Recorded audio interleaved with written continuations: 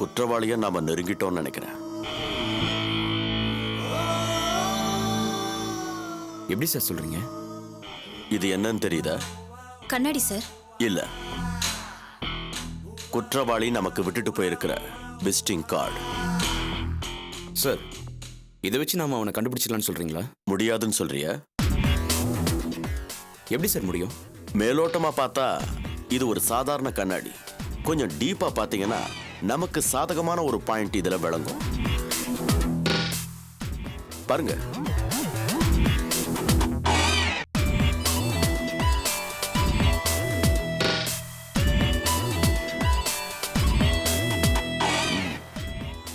எனக்கு ஒன்றும் தோணலையே சார்.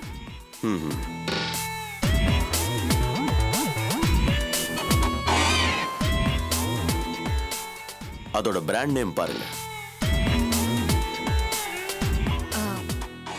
கிளார்க்கன் போட்டிருக்கு sir. You are right.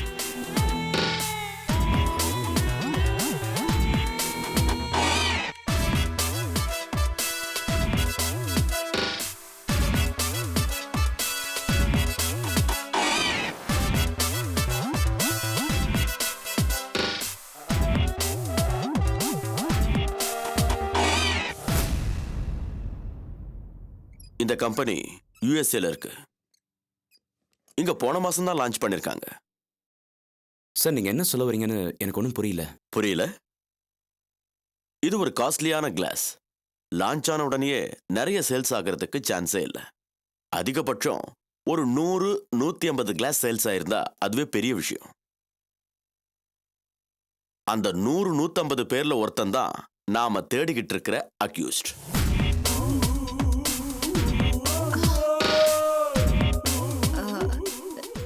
Sir, நீங்க சொல்ற மாதிரி வச்சுக்கிட்டாலும் முதல்ல அந்த 150 பேரு யாருன்னு தெரிஞ்சுக்க முடியுமா சார்?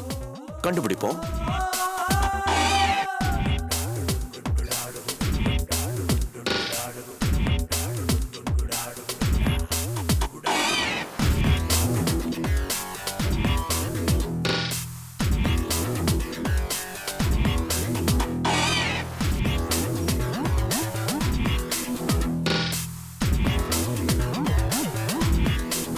Good morning.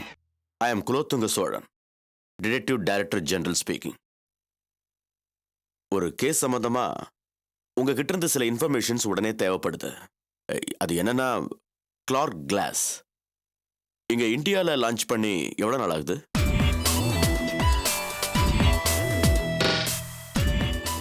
தமிழ்நாட்டில் உங்களுக்கு எத்தனை ஷோரூம்ஸ் இருக்கு? ஓ, சென்னையில் மட்டும்தானா? எங்கெங்க இருக்குன்னு கொஞ்சம் சொல்றீங்களா?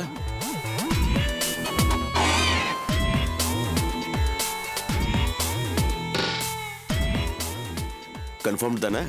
Thank you very much. கிளார்க் கம்பெனிக்கு தமிழ்நாட்டில் சென்னையில் மட்டும்தான் ஷோரூம்ஸ் இருக்கு. வேற எந்த மாவட்டத்திலையும் இல்லை. அதுவும் சிட்டியில் 15 இடத்துலையும், அவுட் ஆஃப் சிட்டியில் 10 இடத்துலையும், மொத்தம் 25 இடத்துல தான் இருக்கு. அந்த 25 இடத்துலையும் சம்பவம் நடந்த அன்னைய வரைக்கும் எத்தனை கிளாஸ் சேல்ஸ் ஆயிருக்கு, அதை யார் யாரெல்லாம் வாங்கியிருக்காங்கன்னு லிஸ்ட் எடுக்கணும். அதுலயும் நம்ம கிட்ட இருக்கிற கண்ணாடி R13 மாடல். இந்த மாடலை யார் யாரெல்லாம் வாங்கியிருக்காங்கன்னு லிஸ்ட் எடுத்தா வட்டம் இன்னும் சின்னதாயிடும். உங்க 2 பேருக்கும் இப்ப அதுதான் வேலை. இன்னும் 2 நாள்ல அந்த லிஸ்ட் ஃபுல்லா என் கைக்கு வரணும். சார், அது எல்லா ஷோரூமுக்கும் போங்க. அங்க பில் காப்பி இருக்கும், அதுல அட்ரஸ் இருக்கும். அதை நோட் பண்ணிட்டு வாங்க. நீங்க எவ்வளவு சீக்கிரம் இதை முடிக்கிறீங்களோ அவ்வளவு சீக்கிரம் நாம அக்யூஸ்ட பிடிச்சிடலாம். Go ahead. Okay sir. Okay sir.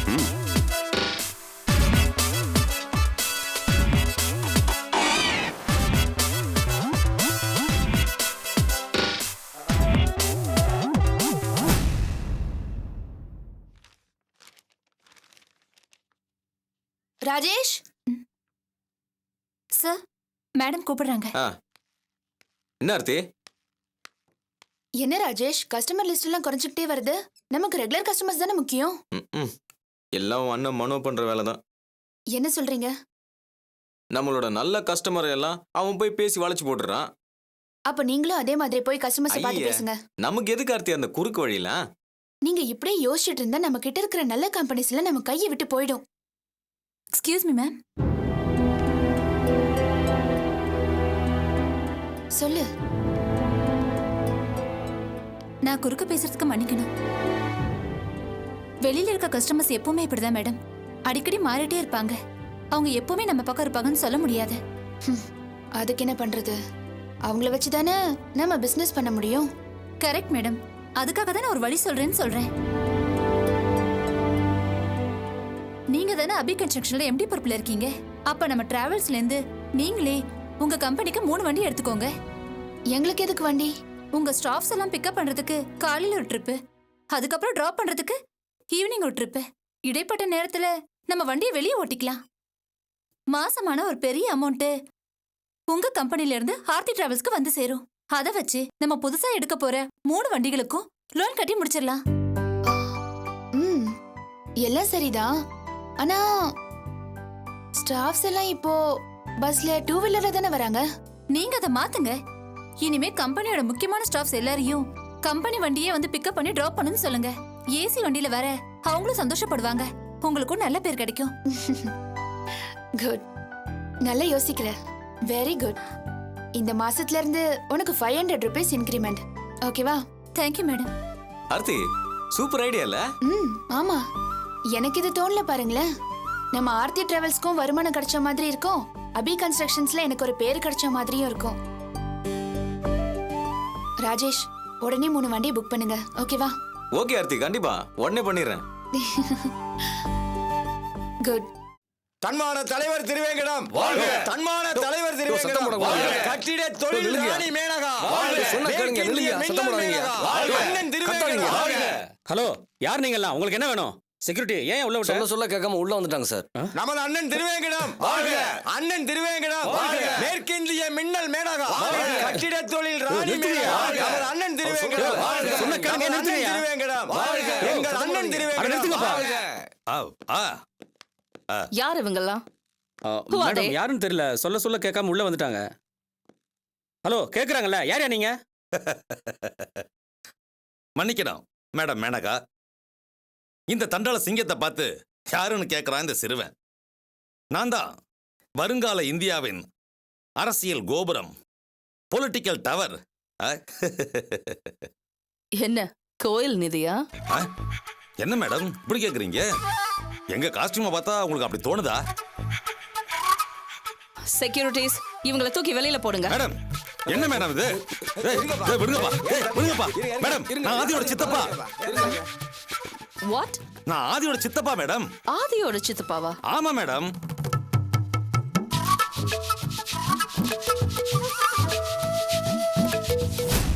வரப்போற தண்டாள சட்டமன்ற இடைத்தேர்தல்ல பிரதான கட்சி சார்பா நிக்கிற வேட்பாளர் நான் ஆதியோட சப்போர்ட்ல தான் நிக்கிறேன். ஆதி இதை உங்ககிட்ட சொல்லலையா? இந்த மாதிரி சின்ன சின்ன விஷயத்தை பத்தி பேசுறதுக்கு நான் என்ன வேலை இல்லாதவளா? என்ன நினைச்சிட்டு இருக்கீங்க என்ன பத்தி?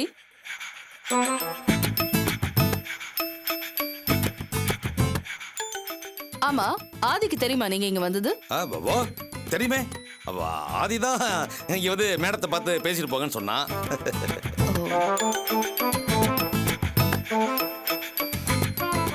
மேடம், நீங்க பெரிய இன்டர்நேஷனல் பிசினஸ் உமன் உண்மைதான். ஆனா இந்தியாவில் அதுலயும் குறிப்பா சென்னையில பிசினஸ் பண்றப்ப என்ன மாதிரி அரசியல் தலைவருடைய தயவு உங்களுக்கு தேவை. வரப்போற சட்டமன்ற இடைத்தேர்தலில் என்னுடைய வெற்றி உறுதி. நான் ஜெயிச்ச உடனேயே எப்படியோ ஆளுங்கட்சி பக்கம் சேர்ந்து ஒரு மந்திரி பதவியை வாங்கிடுவேன். அதுக்கப்புறம் பல முக்கிய இலாக்காக்கள்லாம் என் கையில் இருக்கும். அந்த சூழ்நிலை கொஞ்சம் நினைச்சு பாருங்க. அப்போ உங்களுக்கு ஏதாவது காரியம் ஆகணும்னா நான் செஞ்சு கொடுப்பேன். நீங்க ஜெயிச்சிருவீங்கன்னு உங்களுக்கு அவ்வளவு நம்பிக்கை இருக்கா? என்ன மேடம் இப்படி பேசுறீங்க? என்னுடைய வெற்றி உறுதி ஆயிடுச்சு. என்னுடைய கொள்கையெல்லாம் விளக்கி நாளைக்கு டிவியில லைவ் ப்ரோக்ராம் ஒன்று கொடுக்க போறேன். அதுல தமிழ்நாட்டுக்காக சில முக்கியமான புரட்சிகரமான திட்டங்கள்லாம் அறிவிக்க போறேன். அதை தயவு செஞ்சு மிஸ் பண்ணாம பாருங்க. அதுக்கப்புறமா இந்த திருவேங்கடத்தை இப்படி நிக்க வச்சு பேசிட்டு இருக்க மாட்டீங்க. விரட்டி விடுவேன்னு சொல்றீங்களா? மேடம், என்னுடைய பவர் என்னன்னு உங்களுக்கு தெரியல. பவரா? என்ன பவர் சொல்லுங்க. இப்படி திடுத்துப்புன்னு கேட்டாயா இப்படி சொல்லுங்க உங்க பவர் என்ன? பவர்னா ரவி, do you remember அமெரிக்கால நம்ம கூட ஒருத்தர் மோதிட்டு இருந்தானே, அவன்தான் அந்த மாஃபியா கேங்கோட லீடர். Fleming ma'am. ரைட்.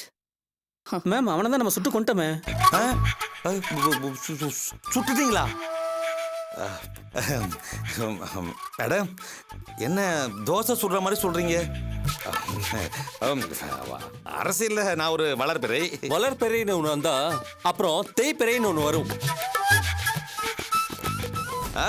வா அது. Mister Aadhi, what the hell is happening here? இவர் உங்க சித்தப்பாவா? அப்படியே சொன்ன இவரு. யோ, உனக்கு அறிவு இருக்கா? அது நான் தான் உனக்கு சித்தப்பான்னு சொன்னேனே தவிர நீ என்ன சித்தப்பான்னு சொன்னதானே சொல்லல. என்ன வளர்றாரு இவரு? இவர் இப்படிதான் மேம். நீங்க கிளம்புங்க, போய் உருப்படியா உங்க எலெக்ஷன் வேலையை பாருங்க. இங்கெல்லாம் எதுக்கு வரீங்க? ஆதி, மேடத்தை பார்த்து ஆதரவு திரட்டிட்டு போலான்னு வந்தேன். அதான் எதுக்கு? என்ன இப்படி கேட்டுட்ட? மேடம் இந்தியாவில் அண்ணாந்து பார்க்குற ஒரு பெரிய தொழில் ராணி. அவங்க இந்த திருவேங்கடத்தை ஆதரிச்சு 2 வார்த்தை பேசினாங்கன்னா அது எவ்வளவு பவர்ஃபுல்லா இருக்கும். இவங்கள யார நினைச்சுக்கிட்டு பேசிக்கிட்டு இருக்கீங்க? இவ்வளவு வயசாச்சு, யோசிக்க வேண்டாம்? சரி ஆதி, சரி கோச்சுக்காத, அதை விட்டுடு. பந்தத்துக்கு மேடத்து கூட ஒரு போட்டோவாவது எடுத்துட்டு போயிடுறேனே. அதெல்லாம் முடியாது, நீங்க கிளம்புங்க. இல்ல பரவாயில்ல, எடுத்துக்கோங்க. No ma'am, not necessary. நீங்க கிளம்புங்க. என்ன பெருந்தன்மை, என்ன பெருந்தன்மை. எங்க இந்த போட்டோகிராஃபர்? டேய் டேய் வாடா, சட்டை போட்டு ஒரு போட்டோ எடு. வா சார் கொஞ்சம் தள்ளி நில்லுங்க. Okay, no problem. நீ எடு. நல்ல க்ளோஸ்அப் ஆடுறா.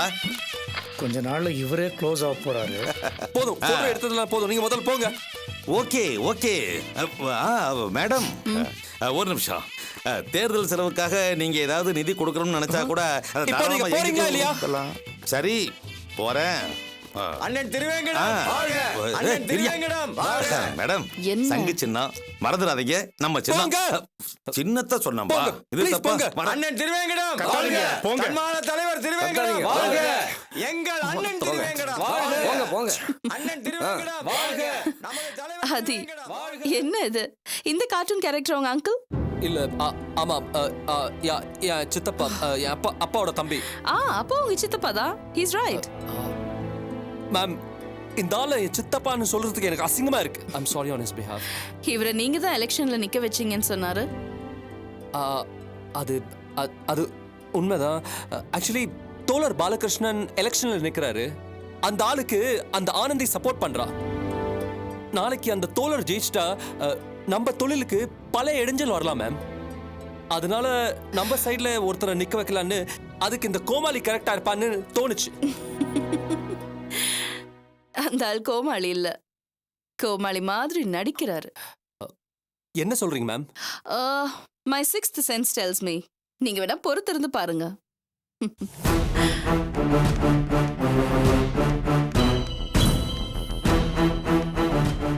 பாஸ், என்ன பாஸ், அந்த ஆள் பாட்டுக்கு வந்தா போட்டோன்னா க்ளோஸ் அப் எடுத்தா அவனை பார்த்து மேடம் கோமாளி இல்லைன்னு சொல்றாங்க.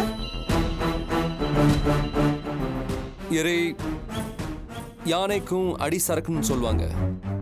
அதே மாதிரி மேனகா மேம் இந்த திருவேங்கடத்தை ரொம்ப விவரமான ஆள்னு நினைக்கிறாங்க.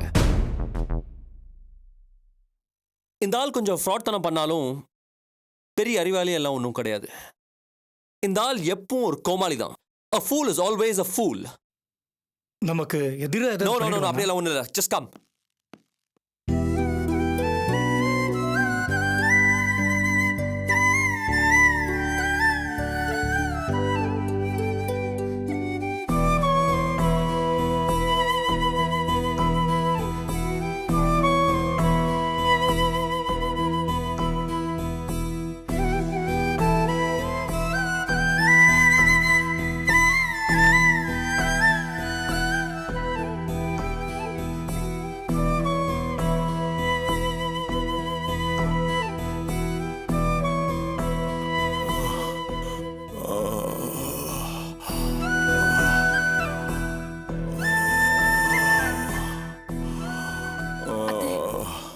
என்னங்க, என்ன பண்ணுதுங்க? டாக்டர் கூப்பிட்டுமா? ஏதாவது சாப்பிடுறீங்களா? ஜூஸ் எடுத்து கொடுக்குறேன்.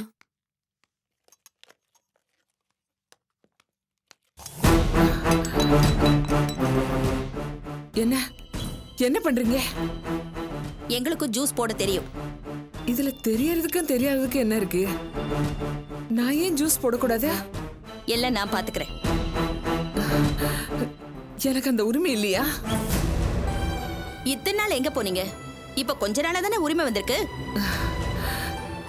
எனக்கு எல்லா உரிமையும் இருக்குங்க. அந்த உரிமை எல்லாம் முடிஞ்சு போச்சு.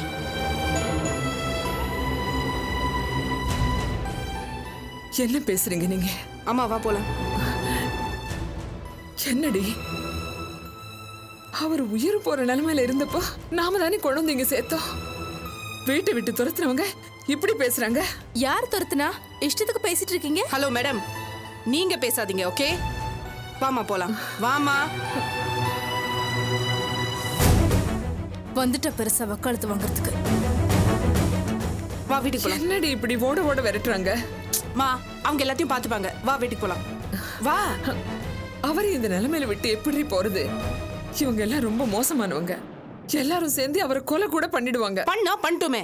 ஆனந்தி, அம்மா, அவங்களுக்கும் உரிமை இருக்குன்னு அவங்க காட்டிட்டு இருக்காங்க. என்னடி உரிமை? நினைச்சா விரட்டுறாங்க, தேவைப்பட்டா உரிமை கொண்டாடுறாங்க. இப்ப நீ என்ன பண்ண சொல்ற? எல்லாத்துக்கும் மூல காரணம் உன் புருஷன். எல்லா தப்பியும் பண்ணிட்டு இப்ப அக்கடான்னு படுத்து கிடக்குறாரு. சுத்தி இருக்கிறவங்க எல்லாரும் அடிச்சுக்கிட்டு சாகுறாங்க. ஆனாலும் உனக்கு உன் புருஷன் மேல இருக்கிற பாசம் குறையிலையே. போதும், வாயை மூடு. இது பாரு, நீ ஒன்னும் கடமைக்கு இங்க நிக்க வேண்டாம்.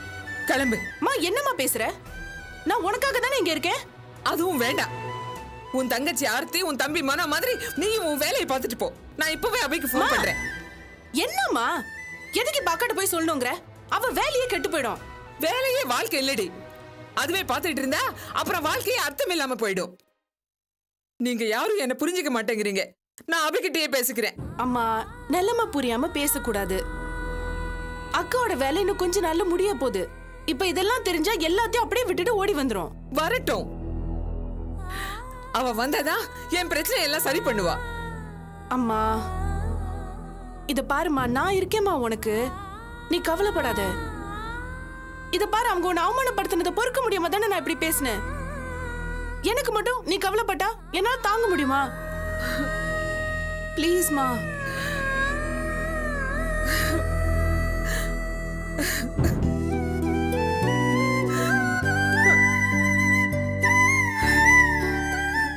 அம்மா அழாதம்மா.